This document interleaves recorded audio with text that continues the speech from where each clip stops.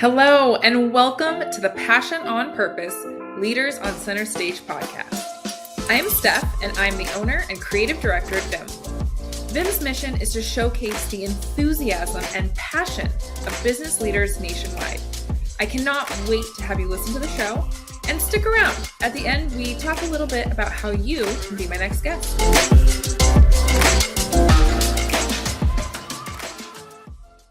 All right, we are back with another episode of the Passion on Purpose Leaders on Center Stage podcast. I'm super stoked. We have Chris Prefontaine, the founder and CEO of Smart Real Estate Coach, with us today. As we always kick off the show, I'm going to ask you, Chris, my hard-hitting question. You ready? Yeah, fire away. All right, what is your why? My why, I haven't been asked this in a while, actually. My why at our age, my wife and I have been married 36 years last month, and our why is to create experiences. So how do you do that? It's to earn enough income and money and create enough wealth to do the things money, income, and wealth can't buy, and that's creating experiences for the family and the grandkids. Creating experiences. I absolutely love that. We're in such a world. Well, one, we were literally told we couldn't create experiences, or at least the way we think of experiences, for several years, right? How has that now that's your why, right? You were very clear that's your why with your wife and as well. How does that why bleed into what you do with Smart Real Estate Coach? Yeah, good question. Good tie. Okay. So our purpose in our company, we have the mission, the values, and the purpose. Our purpose is to help individuals and families create the life of their dreams. So it's very, very similar. That's not coincidental.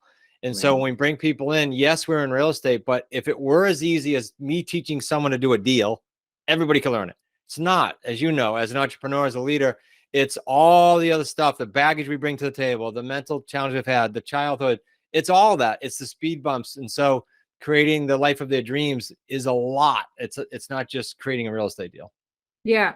And now, do you really feel like, because your why is right, creating experiences, and then the business's why is creating the life of your dream, how much overlap do you find that the people who work with you are also seeking like this opportunity to create my life with experiences as like a priority? Does that overlap for you? Yeah. I think it's not like, even if they weren't consciously thinking of it, if I can use a number of people. Brian comes to mind in Illinois. So Brian was on a plane every other week. His son was getting older and going, can you not do that anymore? Like it became a drag on him. And so now he's home, he's doing deals. Yes, he's financially set up, but he's literally creating experiences with his son, never missing a baseball game, that he couldn't do as a child with his dad. So it's emotional for people. So whether they think about it or not, yes, they're doing exactly that by creating that lifestyle. And it takes work. I'm not saying it's a cakewalk, but yes, we're all doing it. Yeah. Is that part of your coaching experience with the people who join you? Do you guys go into some of that deep work about tapping into what is actually creating the life of your dreams actually look like? It's financial, we can say, is so easy, but how does that look with the people who work with you? A couple things. So in their plan, I have them do a sort of a business plan, and they always kick out to me the standard business plan that like it's all numbers, metrics, especially the analytical people. And then I start diving in. I just finished one with a guy who's new to our community. And I said, why do you want this? He didn't know where I was going yet.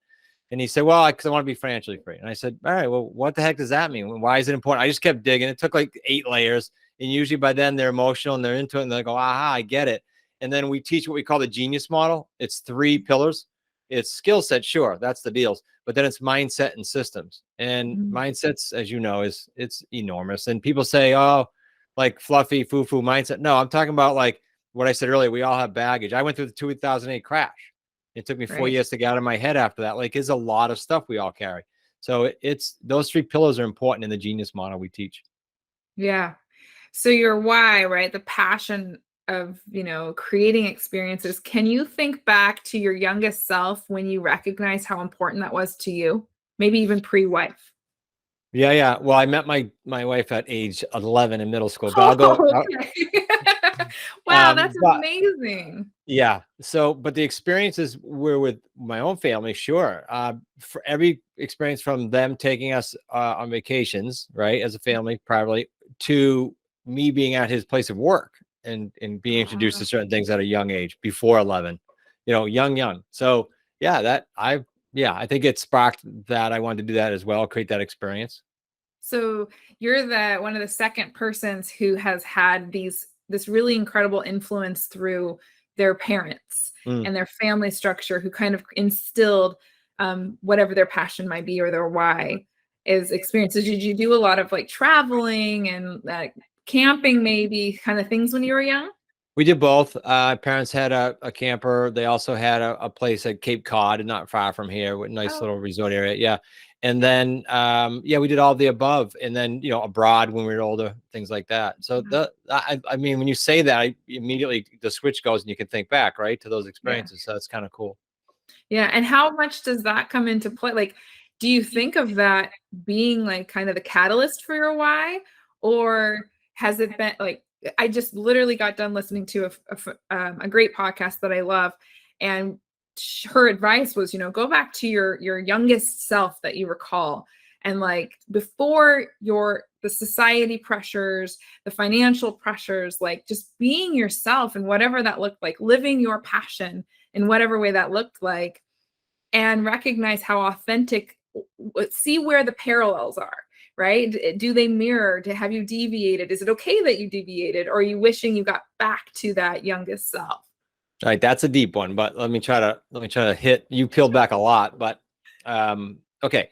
So in '08, during that, when I went through that crash, Yeah. I wished I had the attitude of, say, high school. Let's just pick that, going to college, because at that point, I remember starting a business back then, thinking, probably naively, but it's good, thinking like this idea is perfectly sound. It's going to work. I didn't have any doubt because I was young enough to be naive to say, I'm just going to go do this.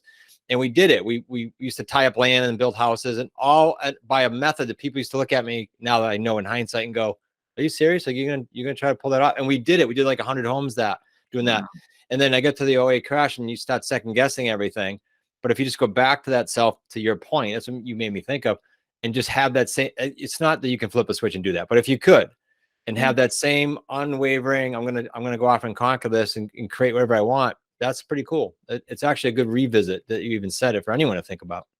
Yeah, I really think it is. And that's why I think it's so powerful, right? That's why I love the show. And I love that, talking with leaders about passion and purpose, because we get into the rigmarole of the sales, of the transactions, of the HR, of the operations, right?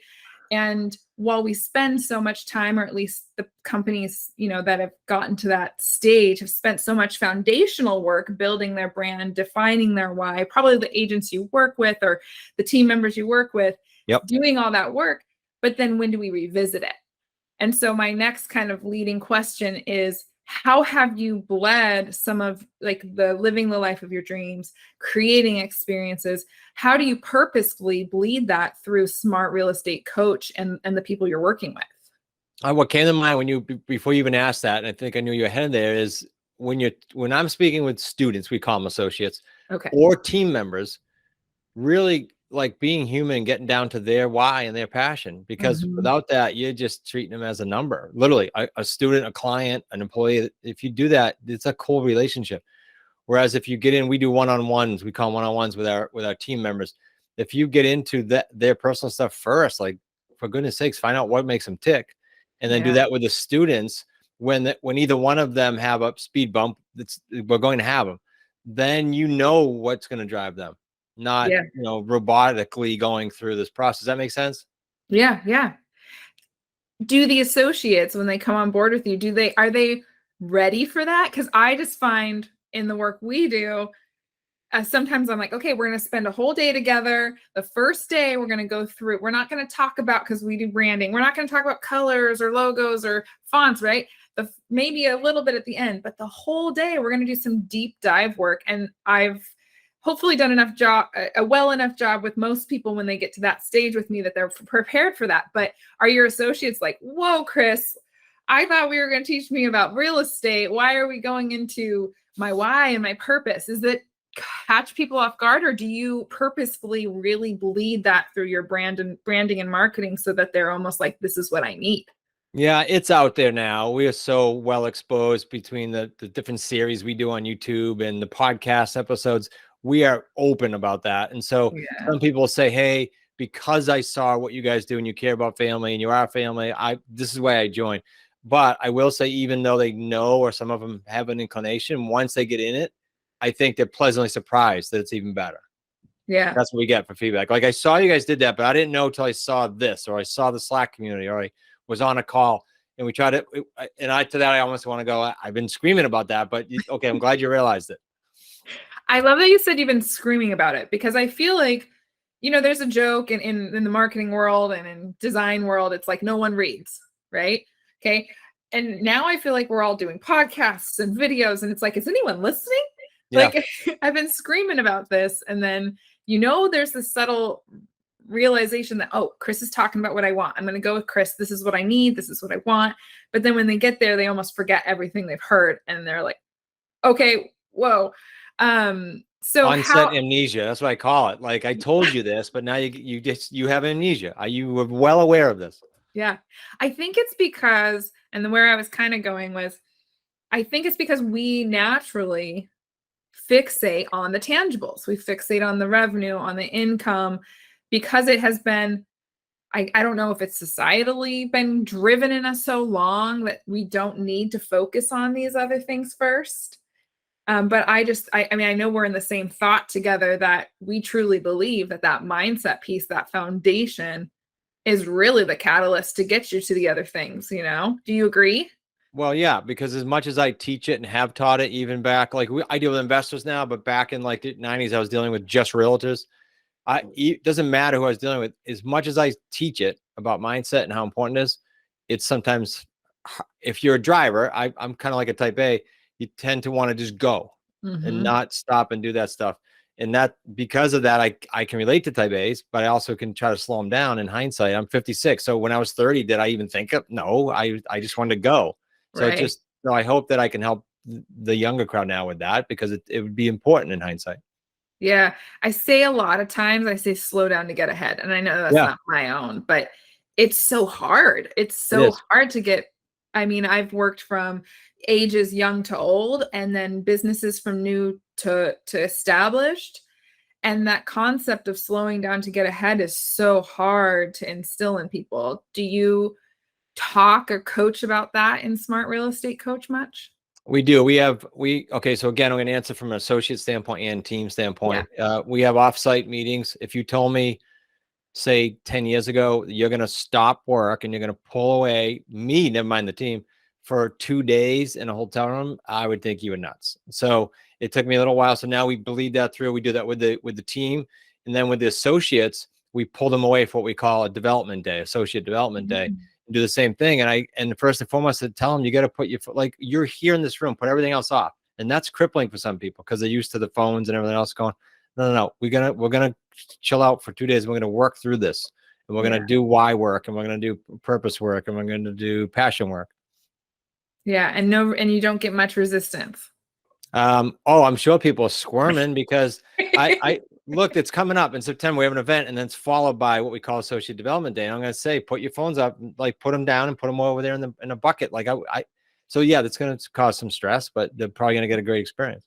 I love it though. It's like, even today when I started the call with, what is your why? You were like, oh, I haven't been asked that in a while. I mean, of course you knew it, but we don't get asked that enough. That's not what people are even thinking they need. It's not at the forefront of many of the companies I see's branding, right? Very rarely are they speaking of their why. Very much. Yet it should drive everything. It should, yes. And I love that you talk about so when you say the team versus the associates, when you say team, is that the Smart Real Estate Coach team? Like employees and team members, versus associates, who I treat both as family, but it's different. Associates came in as students, and then they become very close to us, and we want to help them. Yeah. Yeah.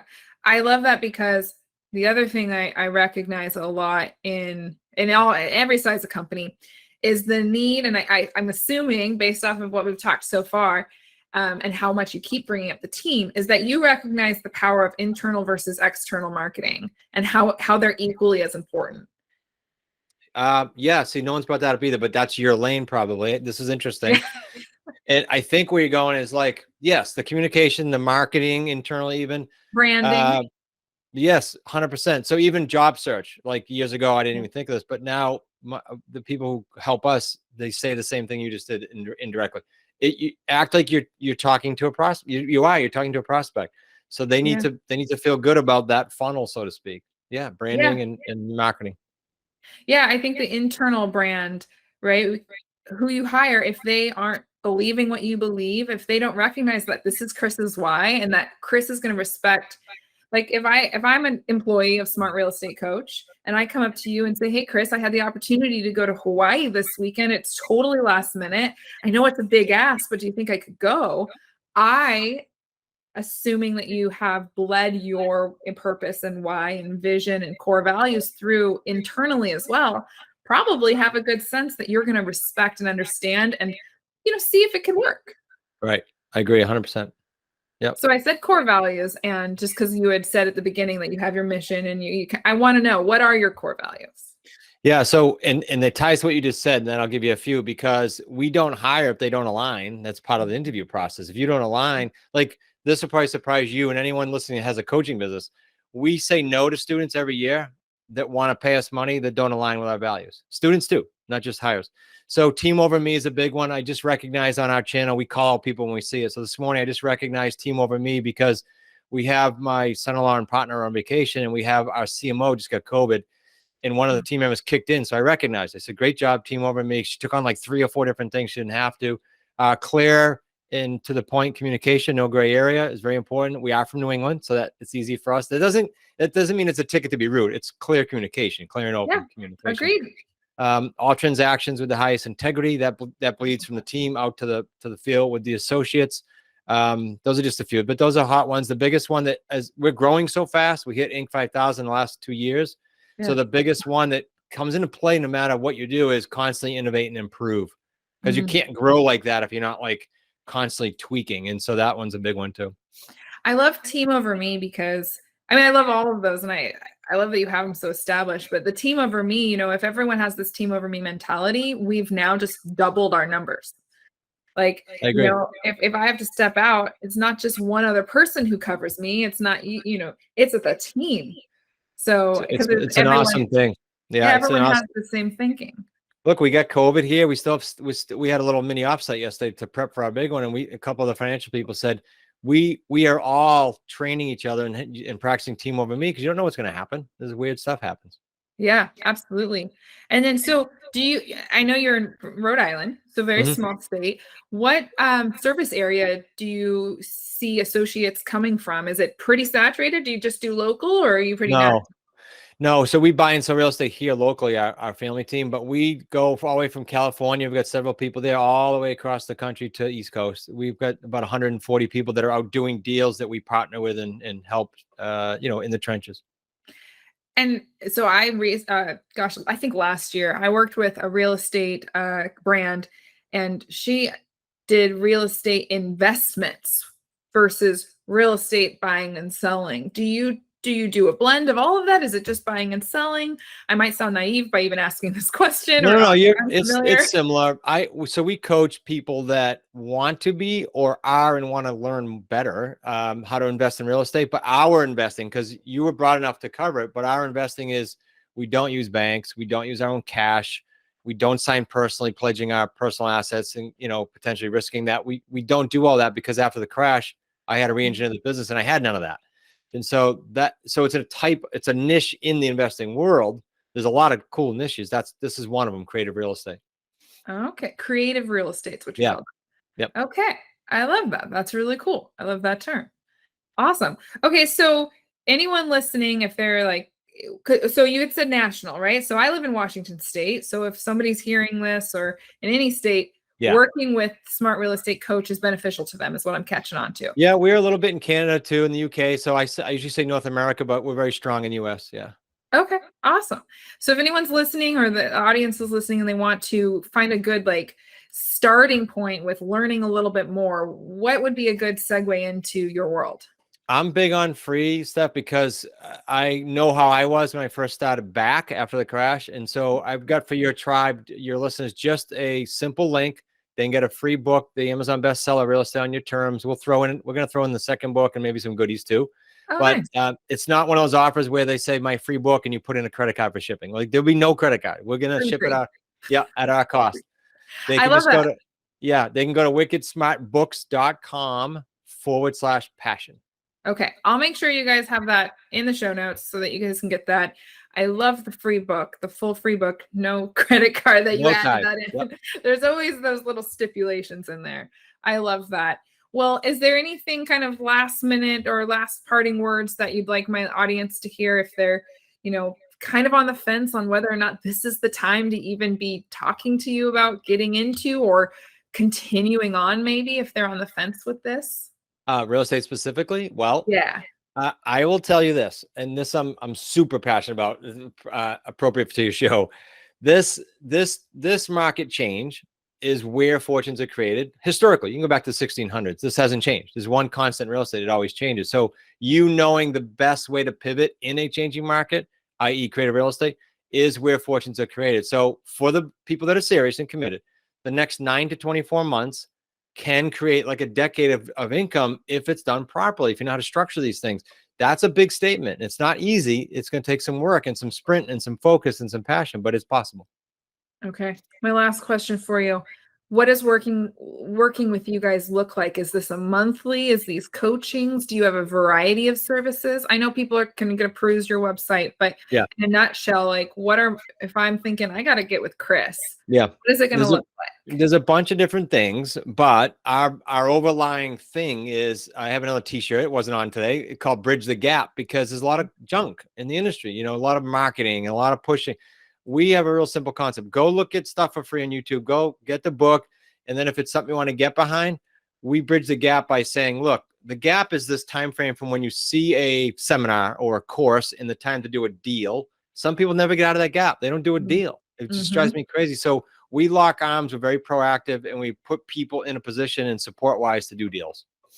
I love that. There's so many, and for myself included, as an entrepreneur, always looking for another coach or a program. And what I never see, still to this day, very rarely, is any sort of accountability or execution support. It's all of the strategy, the ideas, and the mindset, which of course we just talked about, we love, but this stick with me to make sure I can put all that into play. Correct. We never do that. I love that you offer that. Yep. Spot on execution. Yeah. Okay. Well, awesome. I really appreciate you coming on, Chris. This has been an awesome, really rapid speed interview. Guys, remember, I will put all of Chris's information, how you can get that free. Remember, free book. I'll put all that in the show notes. And until next time, bye.